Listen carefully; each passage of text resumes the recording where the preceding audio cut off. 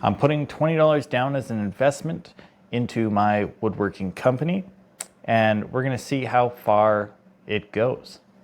I purchased two 1x6x8 boards of pine, and that cost me $15.98. And we are going to make these.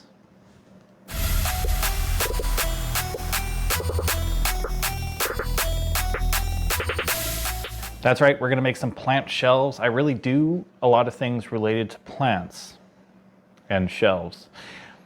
I really hope I don't get typecast as the plant shelf guy. Anyways, let's jump into this project. But first, we need some templates or patterns for our router. Okay, so first we need to prepare our template material, MDF in this case. I cut it to 5.5 inches wide, and I made 2 of these strips. Next, I'm going to use this blue lid to give the corners a nice radius. I do the same thing for the heart, but with a few extra points.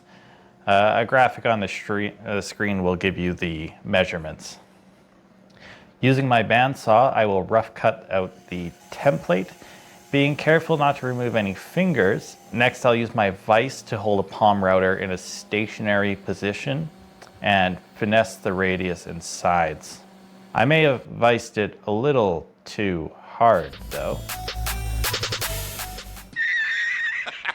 And a little more cleanup with my hands. Next, I need to prepare my material. So I'm gonna use some plywood to test. Cut it to 5.5 inches to match my template, and I make 2 longer pieces and 2 shorter pieces that are 5.5 inches squared. Then I trace the template out onto the plywood and use the bandsaw to get that edge a little bit closer to give my router an easier time. Using some double-sided tape, I'm really loving this stuff. I attach my template to the smaller piece of plywood and I press it down really good.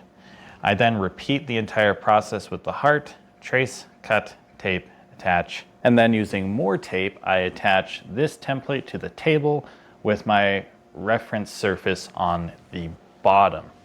While destroying my table surface, I pattern route the heart and the rounded edges.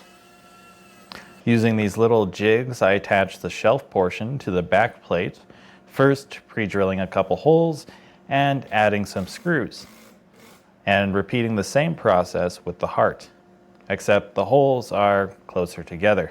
Now, I don't want to use hardware to hang it off the wall. I want it to be flush. So we're going to need some keyholes, preferably straight ones too. So time for another jig.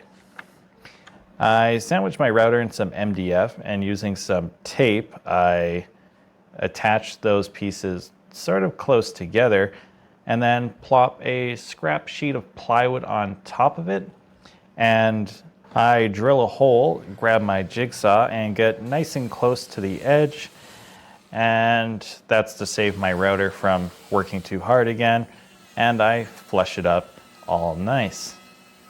I then test it, but I didn't do anything to stabilize the work, so it's pretty wonky, but it still worked. And now I have a place to store my lovely glue, or my lovely face mask, or all of my squares in their lovely square block. Yeah, you're right. It's not very lovely. I'll take that down. Okay, we're going to jump ahead a lot. I prepared my 1x6s. I cut 9 14-inch long pieces. I actually cut 10, and 9 5.5-inch long pieces. There wasn't enough for another, so I could only make 9 plant shelves in the end. I then kind of painfully attached my template to each one of those pieces, the 14-inch pieces twice and the 5.5-inch pieces once, and flush trimmed it. That's 29 times, tracing the template, pre-cutting, attaching the template, routing the template, removing the template, and removing the tape. It didn't take that long, but it wasn't very fun. Next, I did my keyholes. I found the center of my jig. I had used some tape and scraps to make it a little bit tighter. And then I used some MDF and some more plywood to give the template a frame. I could then push my 14-inch piece into the jig, slowly plunge my keyhole bit inside, move it to the top, and return to the starting position while on to clear out the debris so it doesn't get jammed. Now if I do it again, I'm going to do the keyhole on the top and the bottom, so you have more hanging options. We're so close to being done. When do I get the money? Now I sand each of the 19 pieces, first with my sander and then a little bit by hand to curl those edges. All with 220 grit, I think. I don't think the plants are gonna care if it's not perfectly sanded. And using my double-sided tape and setup jigs, I assembled each of my shelves, 3 screws in the back, pre-drilled with a countersink, link in the description for the drill and the tape, and all the other tools that I may have used in this video. After completing it, I tested its weight capacity by using my music hammer, placing it as close to the edge as I could, then using my miter saw. That's not a miter saw, that's a circular saw. My circular saw, there's no flex on it either. So these are good to sell. I also stained 4 of these shelves. Now to sell them, I have them listed $15 for 1, $25 for 2, and $10 each if 3 or more. That was 6 days ago. And so far I've sold none. Kind of a bummer. I even tried posting them on Etsy. I've tried giving them away for free.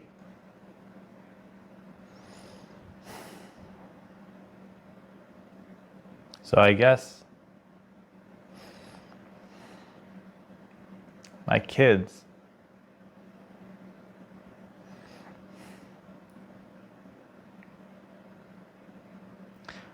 are gonna have to eat router bits.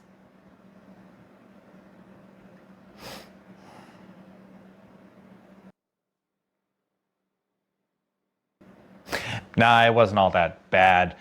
I got to take a look at templating, some product design, and scaling up production. Even though it wasn't that much. I could probably do 100 of these in a day without filming. Thanks for watching, everyone. I hope you enjoyed this.